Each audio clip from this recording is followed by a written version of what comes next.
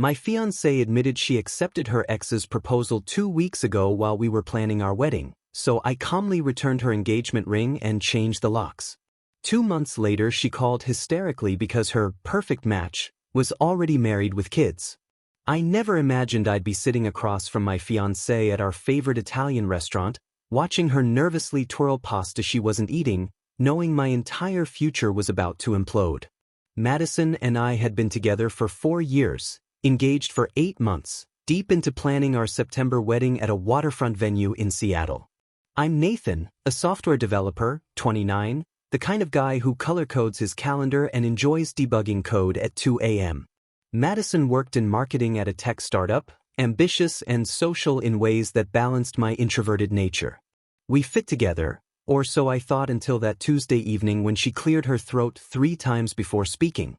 "Nathan, I need to tell you something, and I need you to just listen," she said, voice shaking. I set down my fork, watching her face cycle through guilt, fear, and something that looked almost like excitement. I ran into Connor at the tech conference in San Francisco 2 weeks ago. Connor, her college ex-boyfriend, the one she'd barely mentioned in 4 years. My stomach tightened because people don't lead with that unless it's going somewhere bad. We started talking, just catching up, and it was like no time had passed. He understood things about me I'd forgotten, things about who I was before I became this person who plans everything and worries about metrics. She was talking faster, words tumbling out rehearsed. We met for coffee the next day, then dinner, and Nathan, I felt alive in ways I haven't in years. He proposed at the Space Needle during what was supposed to be a closure meeting, and I said yes. The restaurant noise faded. "You said yes," I repeated, looking at the engagement ring I'd spent 3 months' salary on. 2 weeks ago, while we were confirming our wedding venue and finalizing the guest list, you got engaged to someone else. "I know how this sounds," Madison said, tears forming. "But Connor and I have this connection, this intellectual chemistry that's different." My dad even said after meeting him that Connor was more my intellectual equal, someone who really challenges me. I should have felt rage, should have made a scene. Instead, odd calm settled over me, the focused clarity I get debugging complex code. "Give me your hand," I said quietly. Madison looked confused but extended her left hand. I gently removed the engagement ring and placed it in my jacket pocket. "You have 48 hours to move out of the loft. I'll stay at my sister Jennifer's until Friday. After that, locks get changed." "Nathan, wait, we should talk like adults," she said, panic replacing tears. "Handle the deposits, the gifts, the announcements. You should have thought about that before accepting another man's proposal while wearing my ring," I replied, standing and placing 20s on the table.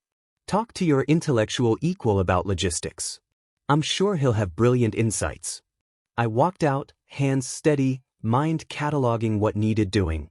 Call Jennifer, document everything, separate finances, protect myself legally. Behind me, Madison called my name. I didn't turn around. The next day at Jennifer's, my lawyer sister and I reviewed everything over coffee while my phone exploded with Madison's family messages. Her father Richard texted about how sometimes people need to follow their hearts even if timing is unfortunate. Her mother called twice about how these things happen, and Madison's always been passionate. Her brother Tyler messaged, "Dude, this is messed up, but she seems really happy with Connor. Maybe it's for the best." Jennifer snorted, reading over my shoulder. "They're acting like she discovered cosmic truth instead of just cheating. We need to check finances immediately. Someone capable of secret engagements is capable of other things." That night in Jennifer's guest room, I finally let myself feel it. Not dramatic breakdown, but deep aching betrayal mixed with unexpected relief. Madison had shown exactly who she was. I'd dodged worse than a broken engagement. I dodged a lifetime with someone who could look me in the eye daily for 2 weeks, plan our future, and never mention she'd promised that same future elsewhere. My phone buzzed. "Nathan, please, we need to talk rationally. Connor and I didn't plan this. Sometimes love finds you unexpectedly. You deserve someone who loves you like I love Connor. This hurts now, but one day you'll thank me for being honest." I screenshot it for Jennifer, then blocked the number. Right then, I decided to handle this with methodical precision, document everything, protect myself legally, walk away from Madison's chaos with dignity intact. I had no idea that 48 hours later, going through our apartment before changing locks, I'd discover evidence transforming hurt into cold, calculating determination to ensure Madison never played victim in our story. Thursday afternoon, I returned to our downtown loft with Jennifer and a locksmith, expecting to just change locks and catalog what Madison had taken. Walking through felt surreal, like touring a museum of an ended life. Her closet half empty, bathroom counter cleared of expensive skincare products. I was maintaining composure until I opened her nightstand drawer looking for spare keys and found a folder labeled Wedding Planning. But it wasn't our wedding inside. Receipts, hotel confirmations, printouts for her and Connor. A custom Omega watch purchased 3 weeks ago for $4,200 with a gift note. For my real future, can't wait to spend forever with you. Hotel receipts from Portland, 2 separate weekends when she'd claimed girls' weekends with college friends. Romantic restaurant reservations, wine tastings, couples spa packages. All paid from our joint savings account we'd been building for our Japan honeymoon. I sat on the bed doing math that made my chest tight. Jennifer found me 20 minutes later, methodically photographing receipts with my phone. "Nathan, what did you find?" she asked, seeing my face. "She's been planning this at least a month," I said, eerily calm. October 15th, Portland hotel when she said she was visiting her roommate going through divorce. October 23rd, another Portland weekend during her supposed team retreat. November 2nd, this custom watch, same day she reminded me to finalize our wedding bands. Jennifer grabbed the folder, lawyer brain activated. "This is financial fraud. Over $12,000 withdrawn from your savings in 6 weeks. $12,000 of careful budgeting and smart investing, transformed into romantic gestures for another man." I pulled up our banking app, seeing withdrawals I'd been too trusting to scrutinize. "She listed them as wedding expenses," I said, almost laughing at the audacity. I thought she was handling vendor deposits. Jennifer was already calling her banking contact to document everything and file fraud claims. While she made calls, I continued searching, finding more evidence. A burner phone in her gym bag with hundreds of texts to Connor about how Nathan's so predictable and he'll never suspect anything. Photos together she'd never posted publicly, keeping Instagram carefully curated to show only our relationship. The locksmith finished while I boxed everything Madison left behind. The coffee maker I'd bought for her birthday, she'd told Connor she hated my cheap taste in appliances. Books I'd given her, unread, while she'd apparently devoured Connor's recommendations. Someone knocked. Through the new peephole, Rachel, Madison's sorority best friend. We'd been cordial at countless dinners. I opened cautiously. "Nathan, I'm so sorry," Rachel said, genuinely distressed. I tried warning her this was insane, that Connor was probably playing her, that she was destroying something real for fantasy. She cut me out 2 weeks ago for not being supportive of her true love. "You knew?" I asked. 3 weeks ago I saw them at a Portland restaurant. I was there for work, and there's Madison having intimate dinner with some guy who definitely wasn't you. When I confronted her, she made me promise not to tell because she needed time to figure out feelings and didn't want to hurt you unnecessarily. I should have told you immediately. I was exhausted to be angry. She would have done this anyway. For what it's worth, Rachel continued, I told her Connor seems too good to be true. The way he just happened at that conference, immediate proposal, supposedly successful tech entrepreneur, but I can't find real information about his company online. Something feels off. Madison called me jealous and toxic when I suggested she verify his background. That caught my attention. Rachel showed me her research. Connor's digital presence was oddly minimal for someone supposedly in tech leadership. I think he might be running some con, Rachel said. But Madison's desperate to believe this intellectual soulmate fantasy. Her parents encourage it because Connor said right things about appreciating their daughter's intelligence. They think you held her back. After Rachel left, Jennifer emerged from calls. Good news, banks flagging those transactions, filing fraud claims. You'll likely recover most since you can prove misuse of joint funds. Bad news, Madison's father called threatening countersuit if we pursue harassment charges. I laughed. Harassment for documenting her theft? Rich people logic, Jennifer shrugged. They're trying to intimidate you into walking away quietly. But I've already filed everything. By Monday, there's legal record of exactly what Madison did. That night at Jennifer's, I felt the weight of everything. Not just betrayal, but premeditation.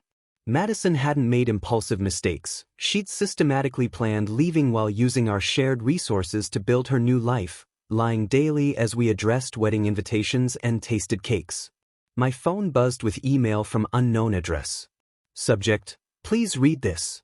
From Madison, Nathan, I know you're angry and you have every right to be. But you need to understand what Connor and I have is real. It's about finally feeling seen and understood by someone who gets me intellectually. You're good, but we were never really equals. Connor challenges me in ways you never could. I'm sorry I hurt you, but not sorry I found my person. Please don't make this harder. Let's handle this like adults. Also, I need apartment access for my grandmother's china and family heirlooms. Locks being changed is unnecessary and petty. I forwarded to Jennifer, note how she's more concerned about china than the $12,000 she stole. Her immediate response, she can get court order for property. I'm getting restraining order if she continues contact. This woman is delusional. Lying in bed, I realized something important. I wasn't heartbroken over losing Madison. I was angry about being fooled, wasting 4 years on someone capable of this deception. But the relationship itself? The future we'd planned? I didn't actually miss it. What I missed was the idea of it, the comfort of having a plan. Without that, I felt unmoored but also, unexpectedly, free.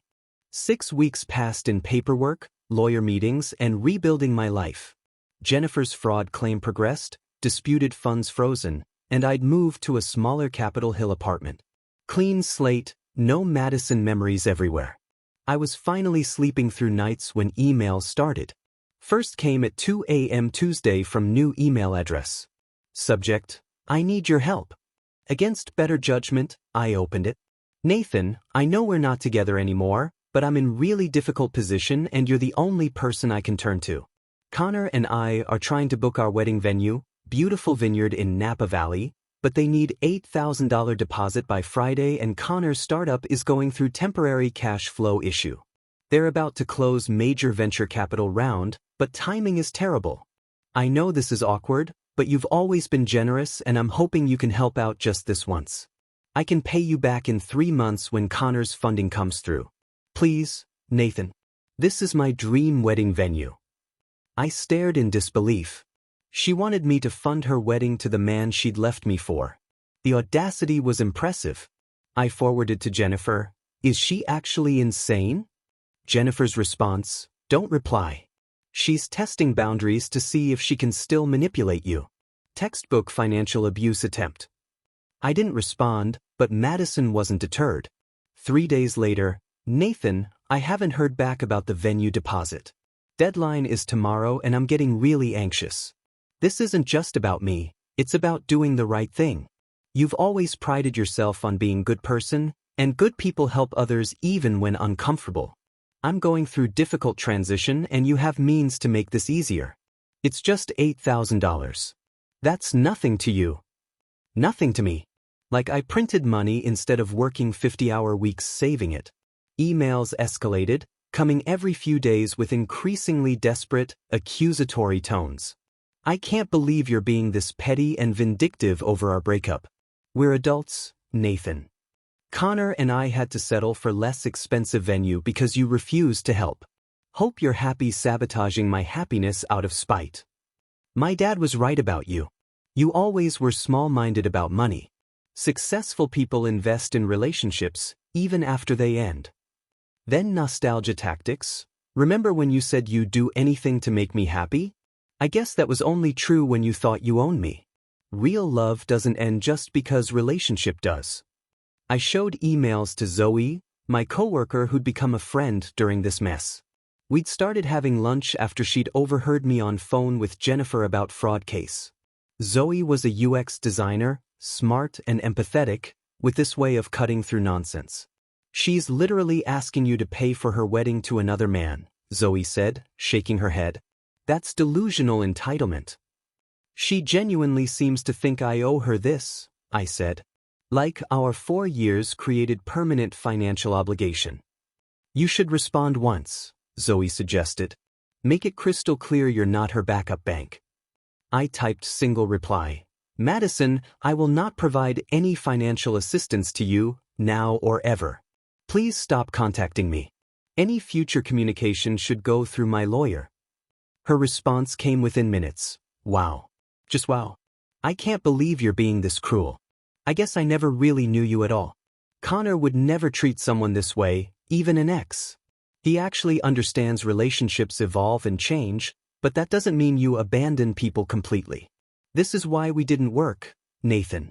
You're cold and transactional about everything, even human connections. I blocked that email, but she created another. Then another. Each with slightly different appeals. I'm not asking for gift, just a loan. This is about basic human decency. You're proving everyone right who said you were emotionally unavailable. The breaking point came when Madison got my work email. Since you're ignoring my personal emails, I'm reaching out here. I need $3,500 for wedding planning expenses. Connor's investors are asking more questions than expected and funding is delayed another month. I know you get quarterly bonuses and yours should be coming soon. I'm literally begging you, Nathan. Don't make me ask my parents because they'll never let me hear end of it about marrying someone who can't even afford his own wedding. I immediately forwarded to HR and IT. They blocked her address and offered to pursue harassment charges. I declined, but security made a note in case she tried showing up at office. That evening, Jennifer called with update on fraud case. Bank recovered $11,400 of the $12,000. Madison has to pay it back in installments or face criminal charges. Her father's lawyers tried arguing it was gift, but burner phone texts where she literally says, Nathan will never notice if I'm careful, destroyed that argument. She has to pay it back? I asked, feeling genuine satisfaction. Monthly installments of $950 for a year, starting next month. If she misses payment, criminal charges get filed automatically.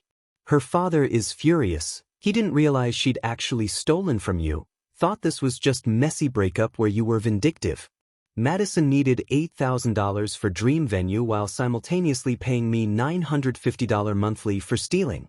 The irony was delicious. 2 days later, voicemail from unknown number. Madison's voice crying, Nathan, please pick up. I know you're screening calls, but this is emergency. My parents found out about fraud case and they're refusing to help with any wedding expenses until I take responsibility for my actions.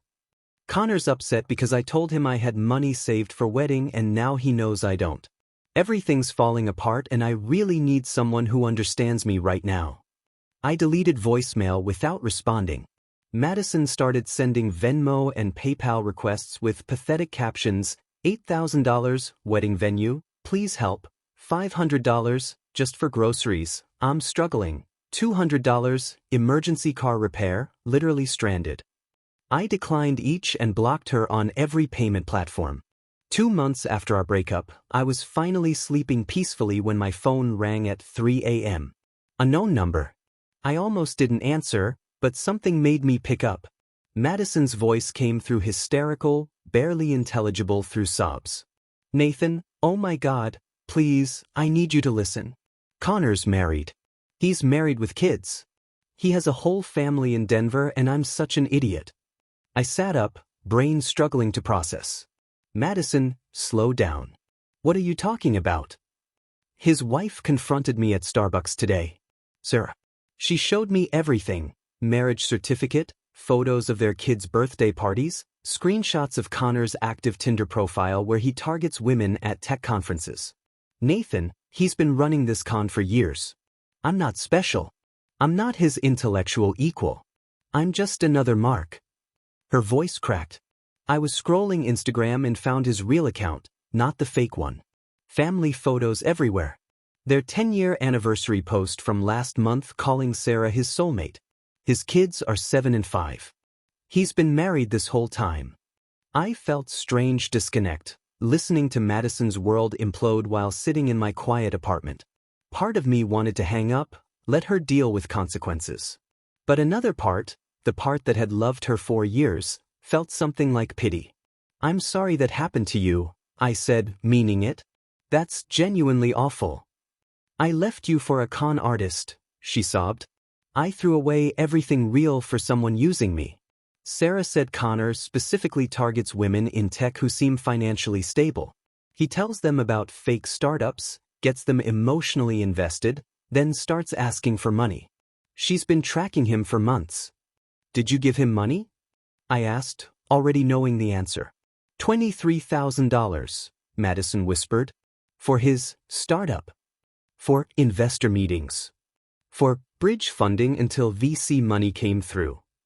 "Nathan, I maxed out 3 credit cards. I took out a personal loan. I was going to ask my parents for more before they found out about fraud case. $23,000. More than she'd stolen from me, handed over willingly to a married con artist. The irony was staggering. Sarah said he wasn't even at that tech conference for business, Madison continued. He specifically targets those events to meet women. The Space Needle proposal talks about intellectual connection, the way he made me feel special, all a script he's used before. I found posts from other women on a forum. He used exact same lines on all of us. I could hear her spiraling. "Where are you now?" "At my mom's. Crying on her couch like pathetic cliché. Sarah found me because Connor used my name on hotel reservation, tracked me through work profile. She wasn't even angry at me, Nathan. Almost sympathetic, like I was just another victim of her husband's hobby." Madison's voice grew smaller. She showed me his fake startup website. Completely fabricated. Team photos are stock images. Office address is a UPS store. Venture capital firms he claimed were interested don't exist. Connor doesn't even work in tech, he's freelance photographer who runs elaborate cons on the side. A freelance photographer. Madison had left a successful software developer for a con artist photographer who sold her fantasy startup story. "I went to police," Madison said. "But Sarah said they probably won't do much. Connor's careful to structure everything as gifts or loans between romantic partners. No paper trail proving fraud. He's been doing this for years without consequences." "I'm sorry," I said again, because what else was there? "Can we meet?" Madison asked suddenly, desperately. "Please, Nathan. I need to see you. Someone who actually knows me, who understands what I've been through. We could go to our old coffee shop, the one where we had first date. I just need to talk to someone real." And there it was. Real reason for 3 a.m. call. Not to warn me or process trauma, but to pull me back into her chaos. See if the safety net she'd called me months ago was still there to catch her fall. "Madison, no," I said firmly. "You made your choices. I'm sorry Connor turned out to be con artist, but that doesn't change anything between us." "But I made biggest mistake of my life," she pleaded. "I see that now. You were real, Nathan. Stable and honest and actually cared about me. Connor was just fantasy, and I was too stupid to see it." "You weren't stupid," I said, surprising myself. "You wanted something different from what we had, and you chased it. It didn't work out, but that's not on me to fix." "Please," she begged.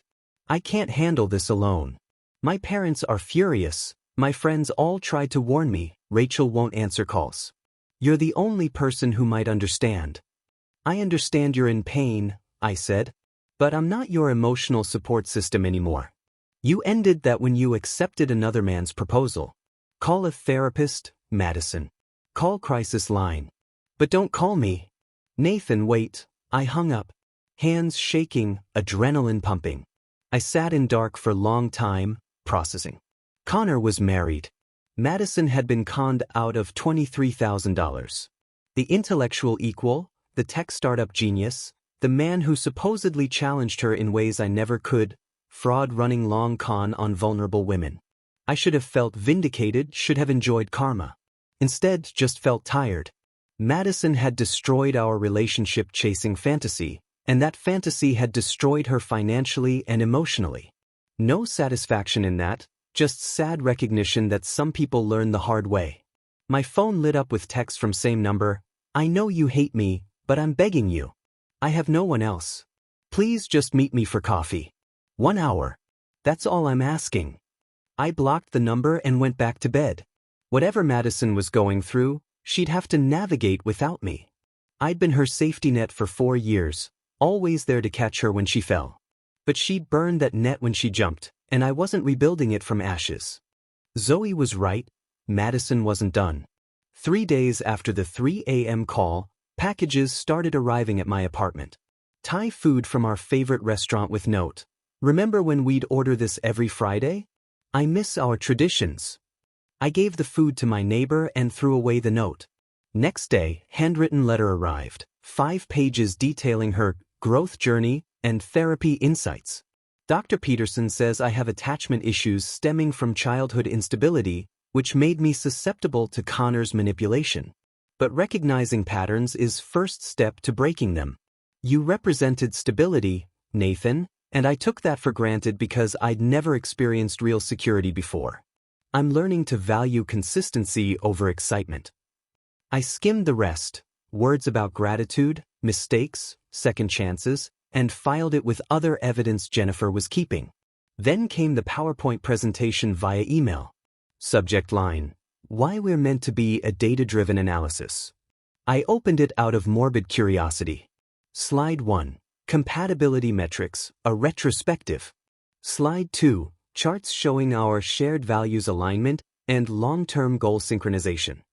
Slide 3. Mistakes were made, a statistical analysis of poor decision-making.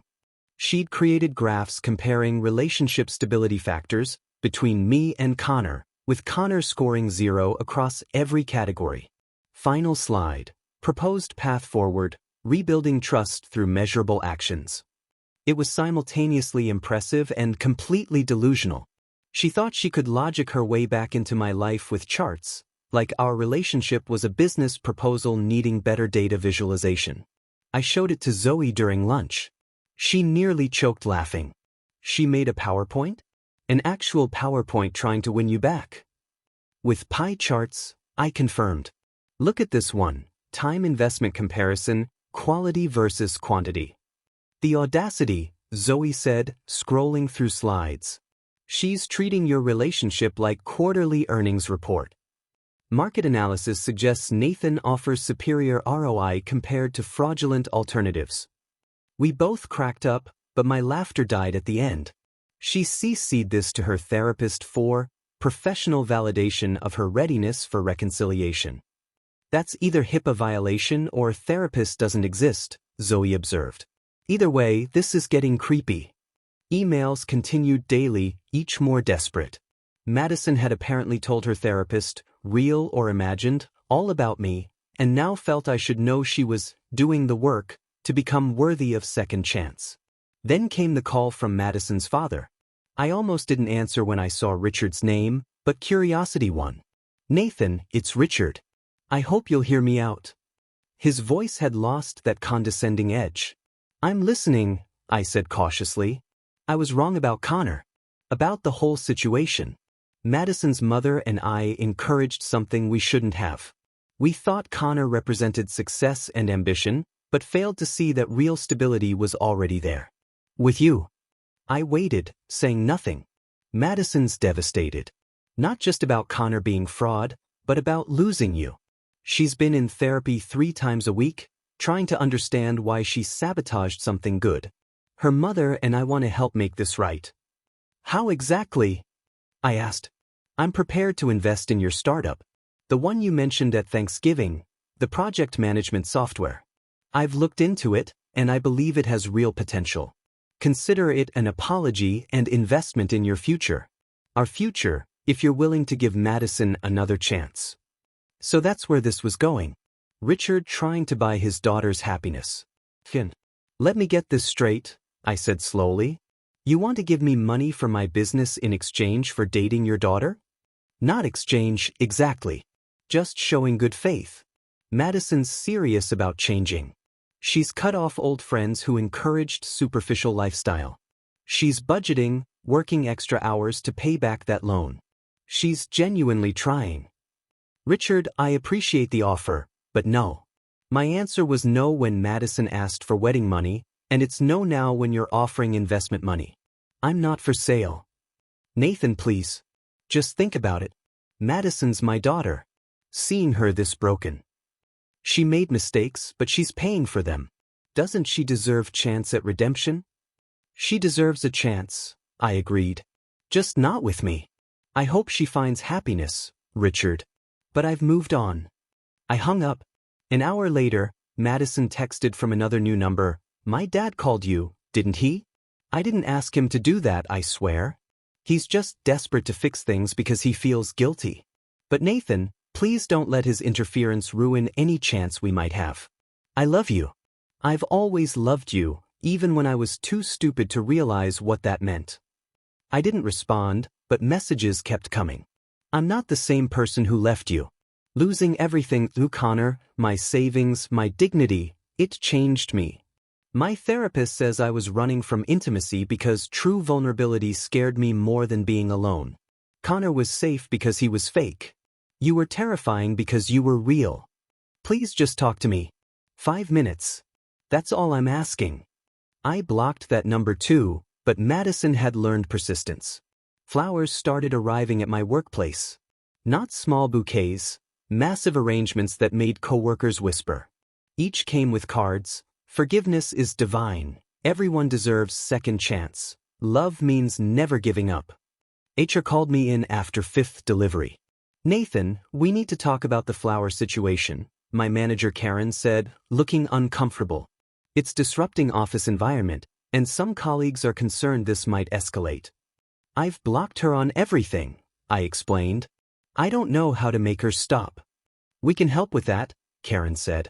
We'll refuse all deliveries addressed to you and contact her employer about harassment. But Nathan, if this continues, you might need legal intervention. That evening, I came home to packages stacked outside my apartment.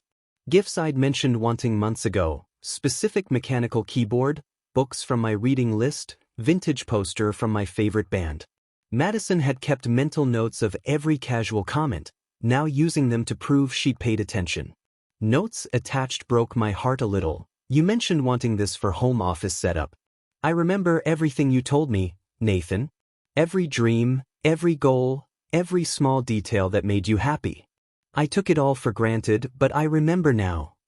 I donated everything to Goodwill unopened and changed delivery instructions to refuse all packages. Final straw came when Madison's mother showed up at my apartment one Sunday morning. I opened door to find Patricia standing there, looking smaller and more vulnerable than I'd ever seen her. Mrs. Anderson, I said, shocked. Nathan, please, I just need a moment. May I come in? Against better judgment, I let her in.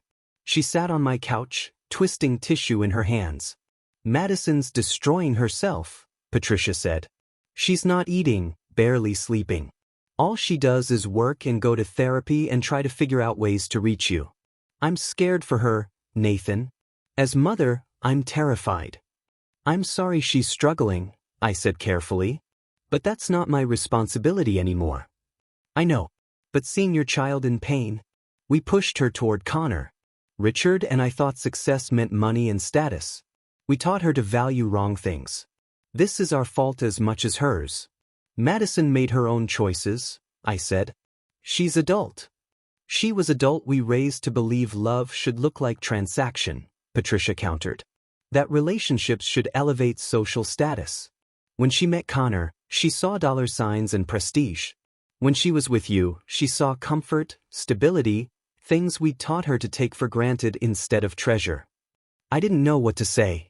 She's written you letter, Patricia pulled envelope from her purse. She's been working on it in therapy for weeks. Will you at least read it? I took letter but didn't open it. Mrs. Anderson, I hope Madison finds peace and happiness. I really do. But it won't be with me. Please tell her to stop. Stop the gifts, messages, attempts to reach me through family. It's over. Patricia left looking defeated, and I put unopened letter in drawer.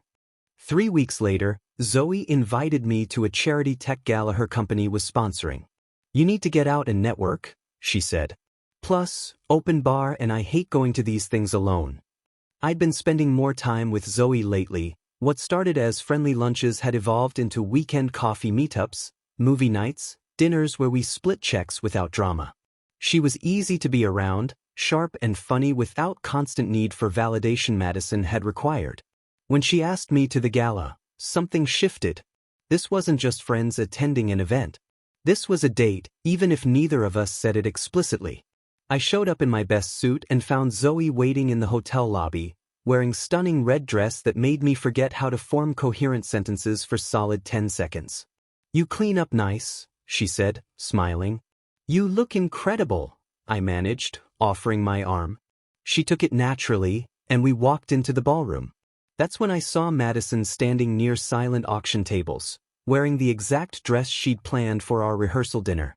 Champagne-colored silk that had cost more than my monthly rent. She looked thinner, fragile in ways that had nothing to do with weight. When our eyes met across the room, her face went through shock, hurt, then desperate determination. She started walking toward us, her mother materializing beside her like backup quarterback. "Nathan," Madison said, voice trembling. "I didn't know you'd be here." "Madison," I acknowledged, keeping my arm linked with Zoe's. "This is Zoe." "Zoe, this is Madison." "We've heard about each other," Zoe said pleasantly, offering her hand. Contrast between them was stark. Zoe confident and relaxed, Madison barely holding herself together. Patricia stepped forward, clearly on mission.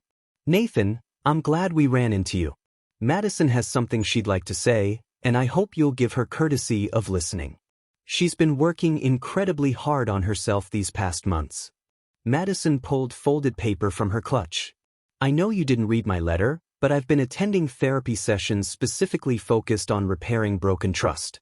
Dr. Peterson even wrote letters supporting my readiness for reconciliation.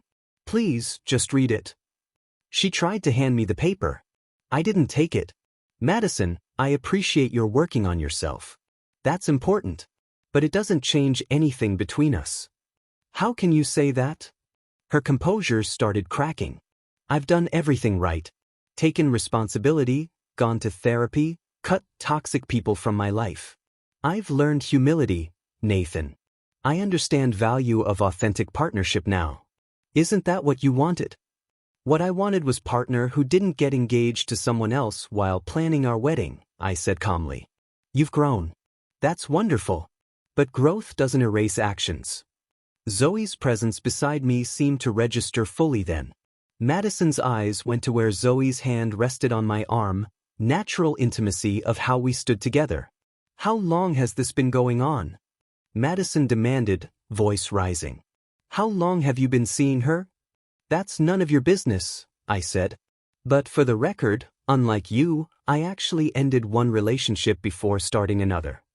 Madison turned to Zoe, desperation replacing anger. "You don't know him like I do. You don't know about his morning routines, his weird habit of organizing code by color, how he needs exactly 3 ice cubes in his bourbon. I know every detail of who he is." "Actually," Zoe said gently, "he uses 4 ice cubes now. People change, Madison. Nathan's not the same person you left either." That simple observation seemed to hit Madison harder than anything else. Realization that while she'd been frozen in therapy trying to become worthy of past relationship, I'd been moving forward, changing, becoming someone new. "Nathan, please," Madison's voice broke completely. "Don't throw away what we had over pride. I made mistake, biggest mistake of my life. But I'm begging you, can't we at least try? Doesn't 4 years mean anything?" "It meant everything," I said quietly. Past tense. "You didn't make mistake, Madison. You made series of calculated choices over weeks and months.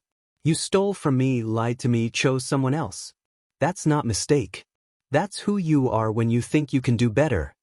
"I thought I could do better," Madison admitted, tears streaming. "And I was wrong. So wrong. Connor destroyed me, Nathan. Financially, emotionally, destroyed my reputation. And through all of it, all I could think was that you would never have done this to me. You would have protected me, valued me, actually been what you promised. And you would have kept taking me for granted, I said. Because that's what you do, Madison. You don't value stability until it's gone. You don't appreciate consistency until you've experienced chaos. I don't want to be safe choice you settle for after exciting option blows up. Patricia tried intervening. Nathan, surely you understand people make poor decisions when confused about what they want. Madison's not confused anymore. She knows exactly who she wants. Mrs. Anderson, with all due respect, Madison knowing what she wants now doesn't obligate me to provide it. Some bridges burn so completely that not even ashes remain. Finality in my voice seemed to penetrate Madison's desperation. Her shoulders slumped, mascara streaking cheeks. So that's it? You're just going to walk away with her and pretend 4 years meant nothing? I'm going to walk away because 4 years did mean something, I corrected. It meant I loved someone who didn't love me back the same way. Who saw me as placeholder until something shinier came along. I deserve better than that. And honestly, so do. But you won't find it by trying to resurrect something you killed. Madison opened her mouth to respond, but nothing came out. Patricia took her daughter's arm, looking decades older. We should go, sweetheart, Patricia said softly. I'm sorry, Madison whispered, not to me specifically, just to the universe. I'm so sorry for all of it. Zoe and I watched them leave, Madison leaning heavily on her mother, champagne dress that was supposed to celebrate our future now just another symbol of poor choices and broken dreams. Are you okay? Zoe asked once they were gone. I thought about it honestly. Yeah, I actually am. That was closure I didn't know I needed. She really did love you, Zoe observed. In her own broken way. I know. But broken love isn't enough. Not anymore. 6 months later, Zoe and I moved into a modern condo in Bellevue with rooftop garden where we grew herbs and vegetables for our cooking experiments. We'd painted the office space together, arguing good-naturedly about whether sage green or light gray was more conducive to productivity. Zoe won with sage green, and she was right, it looked perfect. My software startup secured legitimate funding, not from Madison's father, but from venture capital firm that actually believed in the product. The mental health app we were developing focused on relationship patterns and emotional intelligence, helping people recognize red flags before they became catastrophic. Ironic that my failed engagement had led to creating something that might help others avoid similar disasters. I brought Zoe on as lead UX designer. Watching her work was fascinating. She approached problems with a combination of empathy and logic that made users feel understood while maintaining clean, functional design. Our first beta testers said the app felt like having really insightful friend who actually knows what they're talking about. I deleted most social media months ago, keeping only LinkedIn for professional networking. But occasionally I'd hear updates through tech community grapevine. Madison's social media presence had vanished after screenshots of Connor's wife's confrontation went viral in our industry. She'd become cautionary tale, the woman who left stable relationship for con artist, complete with PowerPoint presentations and workplace flower deliveries. Rachel reached out once to tell me Madison had moved to Austin to work remotely for startup incubator. She's trying to rebuild somewhere people don't know the story, Rachel explained. How is she? I asked, surprising myself by caring. Getting better, I think. She's in therapy still, actually working on herself instead of trying to become what she thinks someone wants. It's hard watching someone you love learn humility the hardest way possible. I understood that. Despite everything, I didn't wish Madison pain. I just didn't want to be part of her healing journey. One evening in early spring, I was debugging code when my phone buzzed with notification. Email from address I didn't recognize, subject line simply, closure. I almost deleted it unread, but something made me open it. Nathan, I know you probably don't want to hear from me, and I'm not asking for response. I'm writing this as part of my therapy work, making genuine amends without expecting forgiveness. I'm sorry for everything. Not just for leaving you for Connor, but for years before that when I took you for granted. For treating you like safety net instead of partner. For measuring your worth by how you made me look instead of how you made me feel. Connor was con artist, but I conned myself into believing I deserved better than what I had. Truth is, I didn't deserve you at all. You were kind, consistent, thoughtful, all things I'd been taught to see as boring instead of beautiful. I destroyed something real chasing fantasy, and I have to live with that. I hope you're happy, Nathan. I mean that genuinely. Not bitter. I hope you're happy, people say when they're actually miserable, but real hope that you found what you deserve. Someone who values stability, who appreciates your attention to detail, who understands that love isn't about constant excitement but about showing up every day. I'm sorry for everything, and I hope one day I can look back on this without crushing weight of regret. But mostly, I hope you've moved forward without looking back. Goodbye, Nathan. Thank you for 4 years, even if I didn't appreciate them at time. Madison, I read it twice, looking for manipulation or hidden requests. But it seemed genuine, real apology without expectations. I saved it to folder Jennifer and I had created for documentation, then closed my laptop. Everything okay? Zoe asked, emerging from bedroom where she'd been sketching new interface designs. Madison sent an apology email, I said. Actual apology or, I'm sorry but maybe we could try again apology? Actual apology. Therapy homework, probably, but it seemed sincere. Zoe sat beside me on couch, our rescue dog Debug immediately jumping up to join us. We'd adopted him 3 months ago, scruffy terrier mix with one ear that flopped and another that stood straight up. Madison had always wanted designer breed dog, something Instagram-worthy. Debug was perfect in his imperfection. Are you going to respond? Zoe asked. I thought about it honestly. No. She said she didn't expect one, and I think responding would just reopen doors that need to stay closed. She's working on herself, I'm building something new. That's enough closure for both of us. Zoe nodded, understanding without needing explanation. That was the thing about being with someone secure. You didn't have to justify every decision or prove commitment constantly. She just trusted me. We spent next hour working on the app, Debug snoring between us, Seattle skyline visible through our windows. This was what happiness looked like, not grand gestures or dramatic declarations, but quiet evenings with someone who made ordinary moments feel meaningful. Month later, I ran into Rachel at tech conference. She looked happier, more relaxed. Nathan, I heard about your funding round. Congratulations on app launch. Thanks. How are you? Good. Really good. I got promoted, started dating someone new. Life's been kind. She paused. I should tell you, Madison's doing okay. She's seeing someone in Austin, a teacher. Very different from her usual type, but that seems to be point. She's learning to value different things. I'm glad, I said, meaning it. She deserves to be happy. She does. And so do you. I saw an announcement about you and Zoe getting engaged. Congratulations. I smiled, unconsciously touching ring in my pocket. I was planning to propose that weekend at Rooftop Garden. Thank you. It feels right, you know? Like everything that happened with Madison, as painful as it was, led me exactly where I needed to be. Rachel nodded.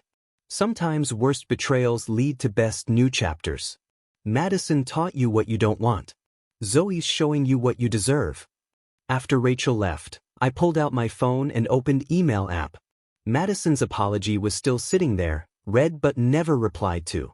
I thought about sending something back, I forgive you, or, I hope you find happiness too, but decided against it. Some stories don't need perfect endings.